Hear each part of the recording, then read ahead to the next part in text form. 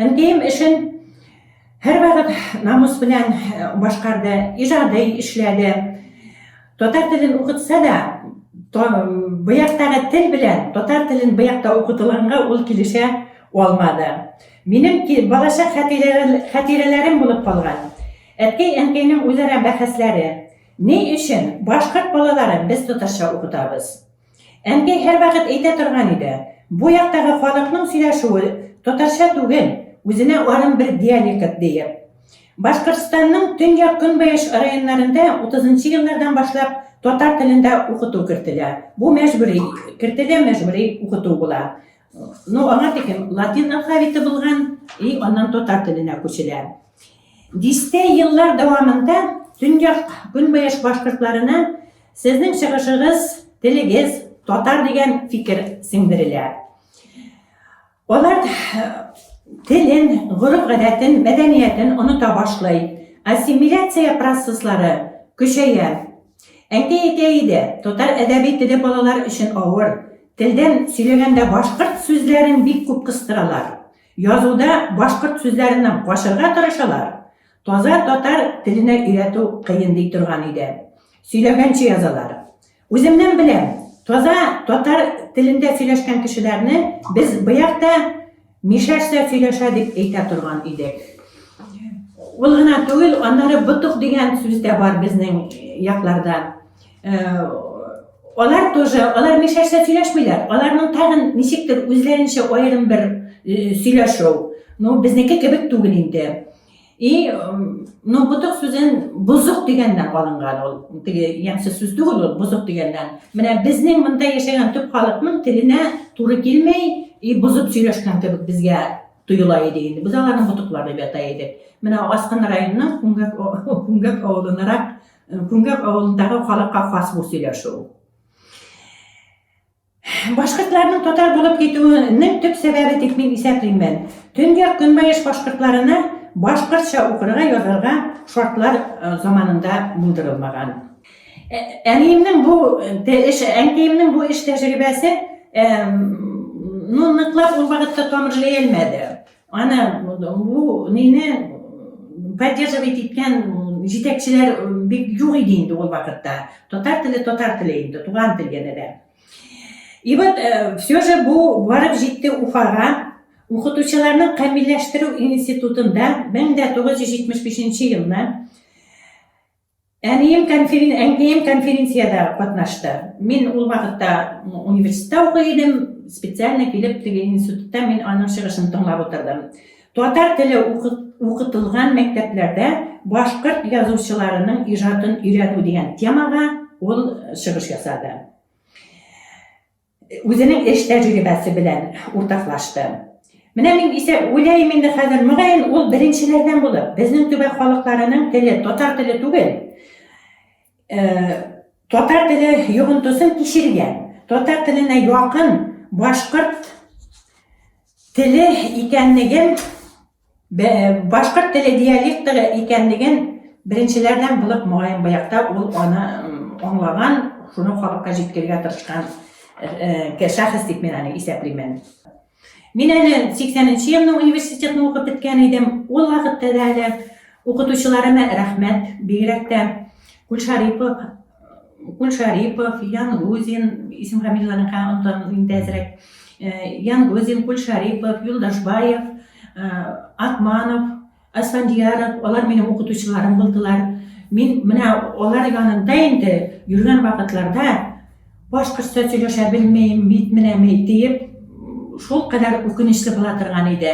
Әле башкорт теленең төньяк көнбайыш диалекты дигән сүзләр ул вакытта юк иде. Менә бу хәзер искә төшерәмен, бу бик аяныч булган, минем өчен бик үкенечле булган. Татарлар арасына эләксәм, саф татарча сөйләшә белмәйм. Менә ниндидер уртага сугылган елан шикелле гөл уртада йөргәнмен инде мин. Менә хәзер дәши фикеремне дәвам итәм менә. Ибат менә галимнәр хәзер вакытта белгечләр Башкортстанда төньяк көнбайыш диалектының булуын таныдылар. Менә сезнең булай килүдә шуның бер нәтиҗәсе дип мин исәплим. Ания Нәжметдин кызының әнкәемнең теләге ничә еллар үткәч вакыт үз ниген эшләде, бурышын дигәндәй тормышка ашты дип исәплимен. И вот быел беренче тапкыр башкорт теле буенча халыкара диктантның Төньяк Көнбайыш диалектында язылуы моңа тагын бер дәлил булып тора. Без моңа бик сөендек, бик шатландык. Бу бит инде башкорт теле диалектында сөйләшкән башкортлар күп. Әгәр дә уйлап карасак, менә безнең шушы Төпкөлдән ише әле безнең Султанбәк дигән авыл бар, нидән Султанбәк Сөянтүз фажигасы булган урын, бәлки кулагыгызга кергәне бардыр. Минзәлә шәһәрләренә тиклем менә күпме географик картаны күз алдына китерсәк, күпме башкортлар яшәй. Киләчәктә әгәр дә чынлап торып дәреслекләр чыгарылса, китаплар чыгарылса безнең диалектта, безнең балаларга уку башкорт телендә тагында нитәр иде, җиңеләер иде дип исәплимен.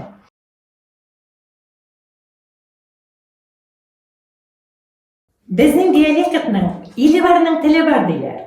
Менә бу җөмләне мин бик кабатларга да яраттым, укыткан вакытларда да, гомер буе шушы мәктәптә мин тарих теле һәм җәмгыять белеме дәресләрен укыттым. Иле барның теле бар диләр. Менә безнең диалектның, башкорт теленең диалекты икәнлегенә мин ышандым, мин инанганмын. Миңа ул балачактан әнкәй сөте белән каныма сеңдерелгән. Диалект күңелемә якын, үземнең туган телем дип карыймын. Безнең якның төп халкы, балыкчы руы башкортлары, балалар, яше һәм карты көндәлек тормышта үз диалектыбызда сөйләшәбез. Мәктәпләрдәге электән татарча, хәзер башкортча укыту теле язма тел генә булып яшәп килә. Менә минем сөйләшүем әдәби тел ягыннан карасам, яртысы башкортча, яртысы татарча, язуым да шулай. И гомер буе менә шулай мин уртада йөрдем дип үземне исәплимен инде. Татарча мин укыдым бары 4 кенә класс. Аннары менә шушы әткәй-әнкәйнең үзара бәхәсләре турында әйттем инде. Нигә башкорт баласын без укытырга тиешбез татарча дигәндән. Аннары менә шушы нидән кашып инде алар мине күрше авылга рус мәктәбенә укырга бирделәр, рус классына. И 5нче класста мин рус классында укыдым. Аннан укырга туры килде Красноуфимский педагогия училищесында, тоже русча. Инде башкорт дәүләт университетына барып эләккәч, мин бөтенләй икенче мөхиткә эләктем. И бөтенләй үземнең ниләрем үзгәрде инде, карашым башкортларга карата. Но хыялым, конечно, әнием укыган, әнкәем укыган университетта уку иде инде. Мин татар теленә, конечно, каршы түгелмен. Телләрне белү ул кешене рухи яктан байыта. Мин гомерем буена әдәби китаплар укыдым. Татарча да укыдым, башкортча да укыдым. Менә теге ушак беркайчан да янудан туктамай, утыннан туймый диләр. Шуның шикелле мин дә гомер буена әдәби китапларга туймадым. Татарча, башкортча, менә бигрәк тә Габдулла Тукай, Абдрахман Абсалямов, Муса Җәлил һәм башка татар язучыларын мин шул хәтле хөрмәт итәм, шул хәтле укырга яраттым. Инде башкортка килгәндә, башкорт язучыларының әсәрләренә килгәндә, Мостай Кәрим, Әнкәмәт Набаев, Зәйнәп Биишева, Янабай Хамматов, буларны инде мөкүппән китеп, менә исләрем китеп, ниндидер икенче үрләргә менгән шикелле аларның әсәрләрен укыгач, үземне тоя торган идем. Менә үзем тарихчы булгач, тарих укыткач, Янабай Хамматовның Төньяк Амурлары, Алтын бөртекләп җыела, бу ятлап бетердем бер заман дисем дә ни булмас. Гел үземнең эш ниемдә, эшләгән вакытларда укучылар белән тарихи материалларда уже башкорт язучыларының, шагыйрьләренең әсәрләрен кайда туры килә, шунда файдалана торган идем инде. Менә шушындый башкорт теленә ынтылу, башкорт әдәбиятына бер чама шушындый тәрбияләү укучыларны. Бу үзенең сүземтәләрен безнең Кашка авылында биргәндер дип исәплимен.